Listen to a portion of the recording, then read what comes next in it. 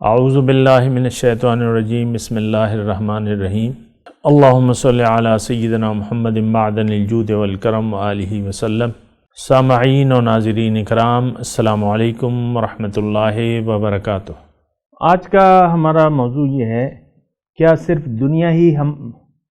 دنیا ہی ہمارا مقصد کیوں بن گئی ہے؟ اگر اس بات کو ہم یہ دیکھیں کہ ایسا ہے کہ نہیں ہے، تو ظاہر ہے کہ اس کا اگر ہم دیکھیں تو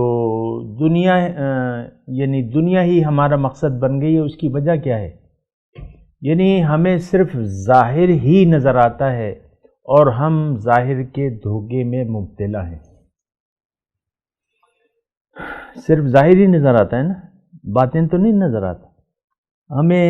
تو اس کی وجہ کیا ہے؟ یعنی وجہ تو یہی ہے کہ میں نے آپ کو کہا کہ ایک غلط فہمی ہو گئی ہے، ایک دھوکہ لگ گیا ہے، اور یہ ایک بہت بڑا دھوکہ ہے کہ اگر انسان اس کو یہ غلط فہمی ہو جائے کہ میں جو کچھ نظر آ رہا ہوں یا آ رہی ہوں وہی میری حقیقت ہے۔ اس کے بعد جو ہے مطلب ایک دھوکے کی ابتدا ہو جاتی ہے۔ ہماری اصل کیا ہے؟ وہ تو روح ربانی ہے، اس کی تو یہ شکل ہے ہی نہیں۔ یہ تو ہماری شکل اللہ تعالیٰ نے بنائی ہے، اور یہ ہمارے جسم کی شکل ہے۔ روح جو ہے وہ تو ایک امر ربی ہے، اور وہ تو نور ہے اللہ تعالیٰ کا، اور وہ مفرد ہے۔ کیا ہے؟ مفرد، اکیلی روح جو ہے اکیلی ہے، اس کا کوئی نہ اس کو کسی نے جنا، نہ اس سے کوئی جنا گیا، اور یہ اللہ کی صفت ہے۔ اسی طرح روح بھی نہ کسی کو جنتی ہے، نہ اسے کسی نے جنا ہے، اس کو اللہ نے پیدا کیا ہے بس۔ اور اس روح کی طرح دوسری روح نہیں، یکتا ہے، اور اس کا کوئی اس کے برابر کوئی روح نہیں ہے۔ ہر ایک روح الگ ایک مقام رکھتی ہے۔ تو بہرحال ایک غلط فہمی کا میں تذکرہ کر رہا تھا کہ ہمارا ساری توجہ جو ہے دنیا نے کھسوٹ لی ہے۔ اس کی وجہ یہ ہے کہ ایک دھوکے میں انسان اگر دھوکے کا شکار ہو جائے تو پھر اس کے تمام اعمال میں غلطی آ جاتی ہے۔ یہ بات نوٹ کر لیں، بنیادی اگر ایک دھوکہ آپ کو لگ جائے تو پھر اس کے بعد جو آپ زندگی گزارتے ہیں وہ ساری دھوکے پر مشتمل ہوگی۔ یہ بات نوٹ کر لیں، دھوکہ نہیں ہونا چاہیے، اسے اللہ تعالیٰ نے ہمیں روکا ہے کہ نہیں، دھوکے میں نہ آؤ، اور میرا وعدہ سچا ہے، اور تم دنیا کے دھوکے میں نہ پڑو۔ اب دنیا کا دھوکہ کہہ رہے ہیں، بعض اوقات اپنی اولاد کو انسان جو ہے وہ مسائل کھڑے کر دیتی ہے تو انسان پریشان ہو جاتا ہے۔ حالانکہ ایسی بات تو نہیں ہے کہ اولاد آپ کی اگر گمراہ ہے، بدراہ ہے، تو آپ کی ذمہ داری تو پوری ہو گئی، جو آپ نے اس کی تربیت کی پوری ہو گئی۔ اب وہ اس کی مرضی ہے کہ غلط، اس کو سدھارنا اب آپ کی ذمہ داری نہیں ہے، اس کو چلنے دیں اپنے راستے پر۔ اگر نصیحت اثر کرتی ہے تو کریں، ورنہ چھوڑ دیں اس کو۔ بہرحال میں یہ کہہ رہا ہوں کہ غلط فہمی، انسان جو ہے ظاہر کو اپنے اوپر حاوی کر لیتا ہے، اور پھر ظاہری ہی کی فکر میں وہ زندگی گزارتا رہتا ہے، اور اپنے آپ سے یہ پھر غافل ہو جاتا ہے۔ ہماری تو کرنا کیا ہے؟ ہمیں تو آگے جانا ہے۔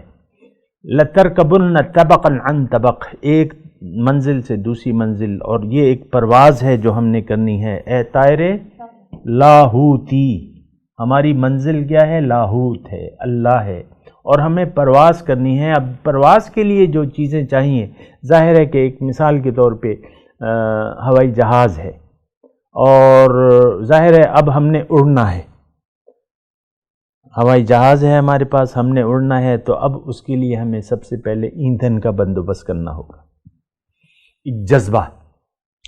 پہلے تو اڑنے کا ارادہ بنانا ہے، لاہوت تک پرواز کا ارادہ بنانا ہے کہ ہم نے لاہوت کی پرواز شروع کرنی ہے۔ پھر اس کے لیے جذبہ چاہیے، محبت چاہیے، اور پھر اسی عقیدت محبت سے ہم نے اطاعت کرنی ہے، اور پھر اپنے اللہ کی طرف پرواز کرنی ہے۔ اور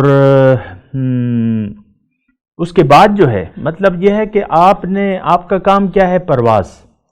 تو شاہی ہے پرواز ہے تیرا کام. تو ہم نے پرواز کی ہے لیکن ہم دنیا کی طرف نچلی پرواز شروع کر دی ہے، جہنم کی طرف. عام طور پہ میں ایک بات کر رہا ہوں، ہم نے ظاہر کو مقصد بنا کے اپنی جو اڑان ہے اس کا اونچائی کو نظر انداز کر کے نیچائی کی طرف ہم پرواز کر رہے ہیں، کرنا چاہتے ہیں کہ یہ دنیا میں نے بہت اچھی گزارنی ہے، زندگی بہت اچھی گزارنی ہے.